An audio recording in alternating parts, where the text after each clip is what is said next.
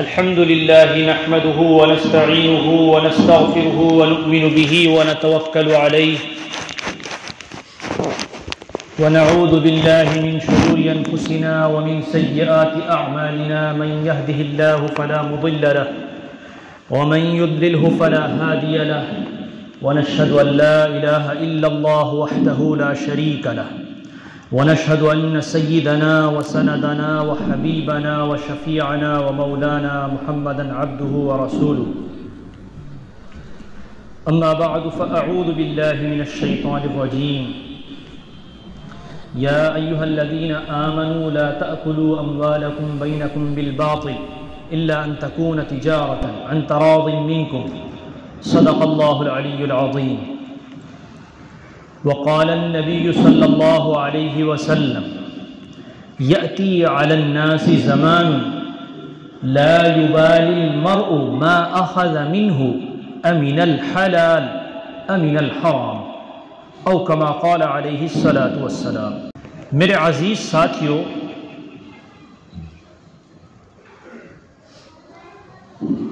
ایک چھوٹی سی بات سمجھنے کی ہے۔ میں ایک مثال دیتا ہوں، آپ پہلے اس کو سمجھیے اور اگلی بات پھر شروع کرتے ہیں۔ اگر آپ کوئی مکان تیار کر رہے ہیں، مکان بنا رہے ہیں، اور اس کے اندر خراب طریقے پر سیمنٹ اور ریت ملایا جائے، خراب طریقے پر خراب والا سیمنٹ ملایا جائے، بیکار والا ریت جس میں مٹی ملی ہوئی ہو وہ ملایا جائے، اور عمارت چن کر کے تیار کر دی جائے، عمارت اچھی ہوگی یا خراب ہوگی؟ عمارت خراب ہوگی، کمزور ہوگی، مزہ نہیں آئے گا، کبھی بھی گر سکتی ہے۔ کوئی بھی چیز ہو، جیسی چیز ڈالی جائے گی ویسے ہی اس کے فائدے اور اثرات ظاہر ہوں گے، ایسا ہی ہے نا؟ ہانڈی کے اندر جس طرح کی سبزی ڈالی جائے گی، خراب باسی ڈالی جائے گی تو اسی طرح کی بن کے تیار ہوگی، عمدہ قسم کی ڈالی جائے گی تو عمدہ قسم کا کھانا تیار ہوگا۔ بات بالکل ایک دم صاف ہے، سمجھ میں آ رہی ہے؟ نہیں آ رہی آپ لوگوں کی سمجھ میں آ رہی؟ ذرا زور سے کہہ دو یار، آ رہی ہے نہیں آ رہی؟ آ رہی ہے۔ ذرا خاموش سے رہتے ہیں تو ایسا لگتا ہے پتہ نہیں کہاں سوئے ہوئے۔ بات بالکل صاف ہے، واضح ہے، سنت بعد میں پڑھ لیجئے گا اگر ہو تو، بعد میں وقت ملتا ہے۔ تو میرے عزیزو، جس طرح کا گیہوں آپ چکی کے اندر ڈالیں گے ویسا ہی اس سے آٹا بن کر کے نکلے گا۔ یہ بڑی صاف سی مثال ہے۔ اب ایک بات سمجھنے کی یہ ہے کہ انسان اپنے اندر جیسا کھانا داخل کرے گا تو اس کے اثرات کیسے ظاہر ہوں گے؟ جیسا وہ کھانا داخل کرے گا۔ آپ کھجور داخل کریں گے تو کھجور کی طاقت پیدا ہوگی، اور آپ اگر دیگر کوئی اشیاء ظاہر اپنے اندر داخل کریں گے تو ویسی ہی آپ کی قوت اور طاقت بڑھے گی۔ اسی طریقے سے جب آپ حلال کھانا اپنے اندر داخل کریں گے، حلال کھانا، تو اندر سے ویسے ہی اثرات ظاہر ہوں گے، دل عبادت کرنے کو چاہے گا، گناہوں سے نفرت سی پیدا ہو جائے گی۔ اور جب اپنے اندر حرام داخل کریں گے تو کیا اس سے آپ کو تہجد پڑھنے کی توفیق ملے گی؟ بات سمجھ میں آ گئی مثال؟ جیسا مٹیریل ڈالیں گے ویسی عمارت تیار ہوگی، جیسا کھانا اندر داخل کریں گے ویسے ہی انسان کے اعمال ظاہر ہوں گے۔ صاف سی بات۔ اللہ کے رسول صلی اللہ علیہ وسلم نے ایک حدیث میں بیان فرمایا، یأتی علی الناس زمان لا يبالي المرء ما أخذ منه أمن الحلال امن الحرام. لوگوں کے اوپر ایک ایسا زمانہ آنے والا ہے کہ لوگ اپنی خواہش کو پورا کرنے کے لیے، اپنے من کی بات کو پورا کرنے کے لیے، اپنوں کی خواہش پوری کرنے کے لیے وہ جو کچھ بھی انہیں ملے گا اس کو حاصل کرنے کی سوچیں گے، اور ان کے دل میں یہ خیال بھی نہیں آئے گا کہ یہ حرام ہے یا حلال ہے. اب کیا یہ زمانہ چل رہا ہے یا نہیں چل رہا ہے، تو یہ تو آپ بھی سمجھتے ہیں اور ہم بھی سمجھتے ہیں. الحمدللہ آج بھی بہت سارے مسلمان ایسے ہیں کہ جو اپنی کمائی کے اندر غور کرتے ہیں کہ کہیں غلط نہ آ جائے، حرام نہ آ جائے، حلال کھلانے کی، حلال کمانے کی فکر کرتے ہیں. لیکن بہت بڑا طبقہ بڑی تیزی کے ساتھ اس طرف بڑھ رہا ہے کہ اس کو صرف پیسے چاہیے. پیسے چاہیے. کہاں سے آ رہا ہے، کیسے آ رہا ہے، اس کی فکر دھیرے دھیرے ختم ہوتی جا رہی ہے. اس لیے میرے بزرگوں، ہمیں بہت توجہ کے ساتھ اپنی کمائی پر دھیان دینے کی ضرورت ہے. اللہ رب العزت نے جتنا جس انسان کے مقدر میں لکھا ہے، جب تک وہ اسے نہ مل جائے اس وقت تک اسے موت آنے والی نہیں ہے. اس بات کو اپنے دلوں کی تختیوں پر لکھ لیجئے، اپنے دلوں کے اندر بٹھا لیجئے کہ اللہ نے جتنا مال، جتنا آپ کے مقدر میں لکھ دیا ہے اتنا مل کر رہے گا. تو اس مال کے پیچھے بھاگنے کی ضرورت نہیں ہے. فکر کرنے کی یہ ضرورت ہے کہ آپ حلال تلاش کر لیں. فرمایا گیا کہ یہ بھی فرائض میں سے ہے. جس طرح نماز فرائض کہ ان کو چھوڑنا ایک دم نقصان کی چیز ہے، آخرت خراب کر دیتا ہے، اسی طرح سے حلال تجارت کرنا یہ بھی فرائض میں سے ہے. مسلمانوں یاد رکھو، ضرورتیں ایک رکشہ چلانے والے کی بھی پوری ہوتی ہیں، اور ضرورتیں اس شخص کی بھی پوری ہوتی ہیں جو جھوپڑ پٹی میں رہنے والا ہے. اور خواہشیں قارون، شداد، فرعون، یہ تو پرانے زمانے کے نام ہیں. ہمارے زمانے کے نام اڈانی، امبانی کی بھی پوری نہیں ہوتی ہیں. یاد رکھنا اس میں. خواہشیں دنیا میں پوری کسی کی نہیں ہوتی. خواہشیں پوری کرنے کی جگہ اللہ نے بیان فرمایا وَلَهُمْ فِيهَا مَا يَشْتَهُونَ. جنت میں جو وہ چاہیں گے وہ ملے گا، جو ان کی خواہش ہوگی وہ ملے گا. خواہشیں پوری کرنے کی جگہ جنت ہے. دنیا خواہشیں پوری کرنے کی جگہ نہیں ہے، یہ ضرورت کی جگہ ہے. دنیا میں کوئی ہمیشہ رہنے کے لیے نہیں آیا. چند وقت کے لیے آئے اور چلے گئے. ہم بھی چند وقت کے لیے آئے اور چلے جائیں گے، اور آنے والے بھی تھوڑے وقت کے لیے آئے اور چلے جائیں گے. اس کی مثال بہت سارے لوگوں نے اس طرح سمجھائی ہے کہ ٹوائلٹ جاتے ہیں. ٹوائلٹ جاتے ہیں، کیوں جاتے ہیں؟ اپنی ضرورت کو پورا کرنے کے لیے، استنجا کرنے کے لیے. بیت الخلا میں اس لیے تو جاتے ہیں نا، اپنی ضرورت کو پورا کرنے کے لیے. یا وہاں جا کر کے دل لگا کر بیٹھ جاتے ہیں. اگر کوئی وہاں جا کر دل لگا کر بیٹھ جائے اور وہاں سے نکلنے کو تیار نہ ہو تو اس کی تعریف ہوگی دنیا میں. لوگ بیوقوف کہیں گے اس کو. تو بہت سارے اللہ والوں نے مثال دی ہے کہ جس طرح آپ ٹوائلٹ کے اندر اپنی ضرورت پوری کرنے کے لیے جاتے ہیں اور جلدی سے جیسے ہی ضرورت پوری ہو جاتی ہے فوراً وہاں سے آ جاتے ہیں، دنیا میں ایسے ہی ہے. آپ ضرورت پوری کیجئے، ضرورت پوری کیجئے، اور اس طرح رہیے جیسے ضرورت پوری کرنے کے لیے آئیں. یہاں خواہشیں پوری کرنے کے لیے اور من کی جو باتیں ہیں اور نفس کی جو باتیں ہیں یہ پورا کرنے کے لیے ہم دنیا میں نہیں آئے. جب نفس کی خواہشیں بڑھتی ہیں تو انسان حرام کی طرف قدم بڑھاتا ہے. اس لیے میرے بزرگوں بہت توجہ دینے کی ضرورت ہے. اس مال کی اپنے اندر سے طمع اور محبت نکالنے کی ضرورت ہے، ورنہ یہ انسان کو ایسے تباہ کرتی ہے، ایسے تباہ کرتی ہے کہ حرام کھانے کے نقصانات اتنے ہیں کہ سب سے بڑی بات تو یہ ہے کہ نسلیں خراب ہو جاتی ہیں. نسلیں خراب ہو جاتی ہیں. ایک صاحب کا واقعہ ہے، میری نگاہوں میں ہے، نام کسی کو تو نہیں بتا سکتے کیونکہ نام بتانا یہ تو رواں بھی نہیں ہے۔ انتقال ہو گیا ان کا، اکثر سود کا کام کیا کرتے تھے۔ آج میں نے ان کی نسل میں سے دیکھا ہے کہ ان کا ایک بیٹے کی صورتحال یہ ہے کہ وہ پانی سے استنجا بھی نہیں کر سکتا۔ اس سے کہتے ہیں تو یہ کہتے ہیں مجھے تکلیف ہوتی ہے، میں پانی سے استنجا نہیں کر سکتا۔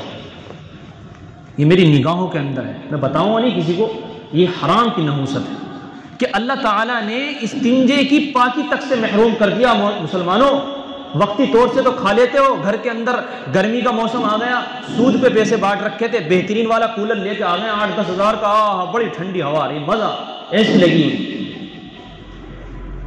لیکن اس کے نقصانات اگر تم محسوس کرو نا، یہ ہوا اگر تم اس کو محسوس کرنے لگو تو یہ جہنم کے شعلے کی طرح سے تمہارے اندر گھسے گی، تم محسوس کرو، سکون نہیں ہے حرام میں۔ اس لیے حرام سے بچو، اپنی نسلوں کو بچاؤ، ہر چیز میں سوچو کہ جو میں کر رہا ہوں کہیں یہ شریعت کے حساب سے حرام تو نہیں ہے، حلال تو نہیں ہے۔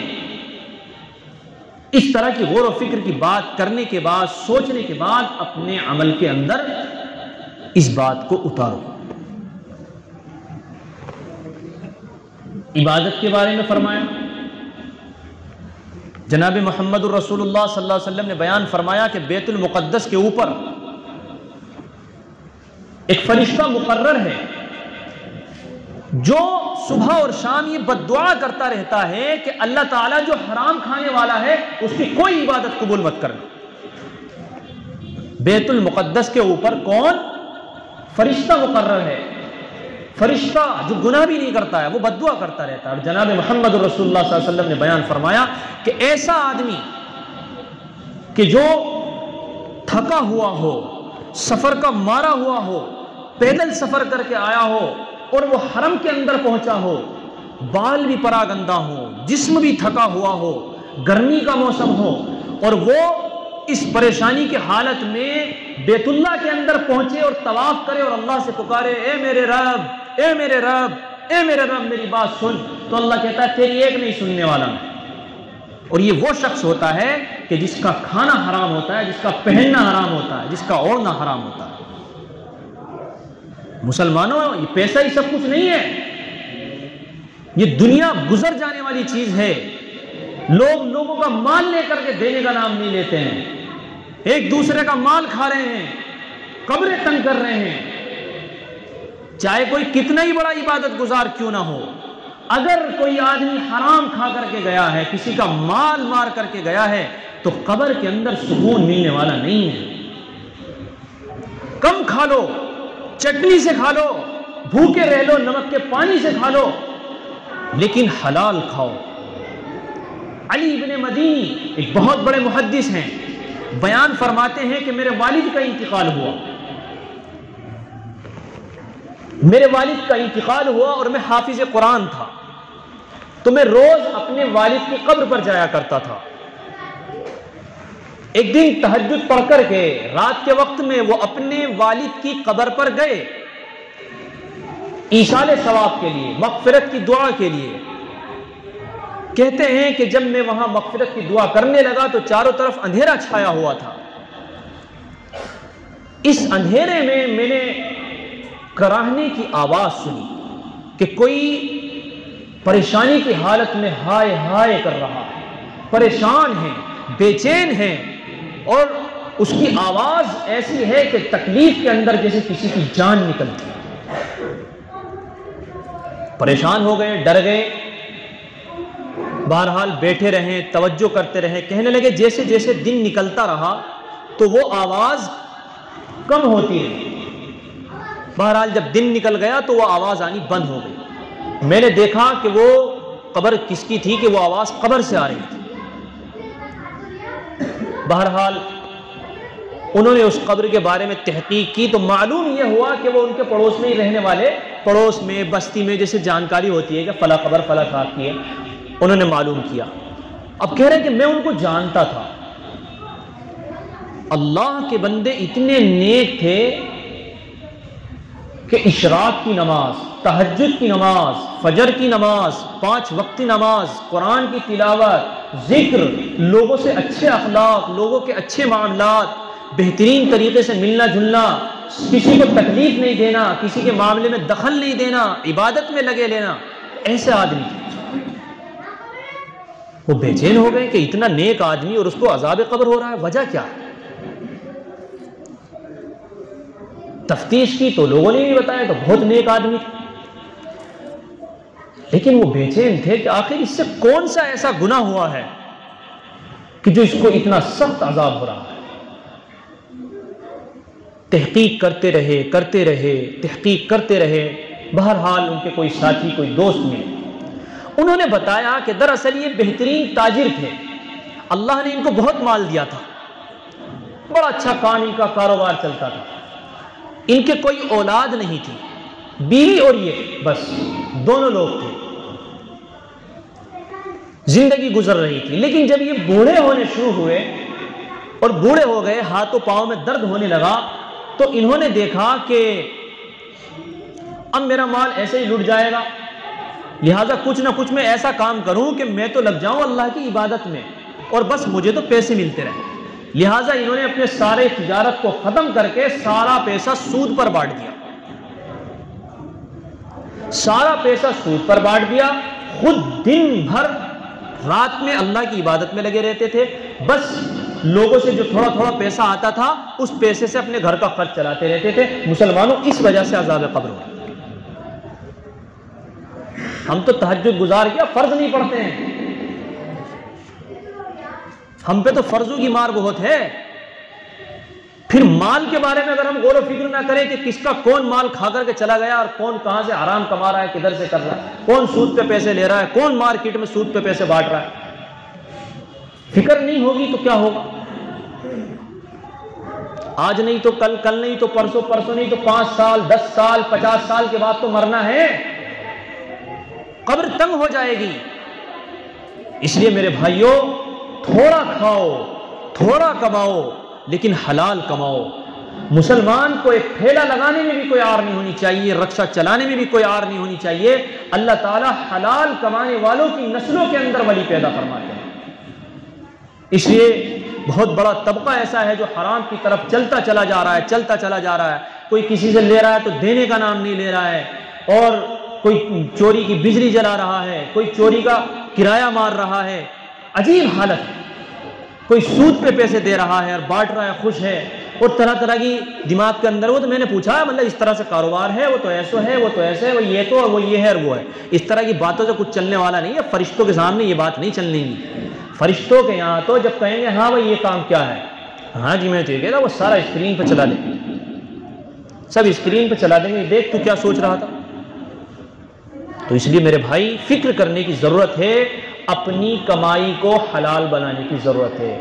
میں نے شروع میں یہ بات بتائی تھی کہ عمارت کے اندر جیسا مٹیریل ڈالا جائے گا عمارت ویسی تیار ہوگی۔ لوکل کوالٹی کا سیمنٹ اور مٹی ملا ہوا ریت جب ملا کر کے عمارت بناؤ گے تو میں نے نہیں، آپ نے کہا تھا کہ عمارت، ارے کہانی تھا، آپ نے کیا کہا تھا، عمارت خراب ہوگی۔ چکی کے اندر جیسا گیہوں ڈالو گے آٹا ویسا نکل کے آئے گا، اپنے جسم کے اندر جیسا کھانا داخل کرو گے ویسے ہی اعمال ظاہر ہوں گے۔ بات سمجھ میں آ گئی؟ بات سمجھ میں آ گئی بھائی؟ اللہ تعالیٰ عمل کی توفیق عطا فرمائے۔ وآخر دعوانا الحمدللہ رب العالمین۔ سنت ادا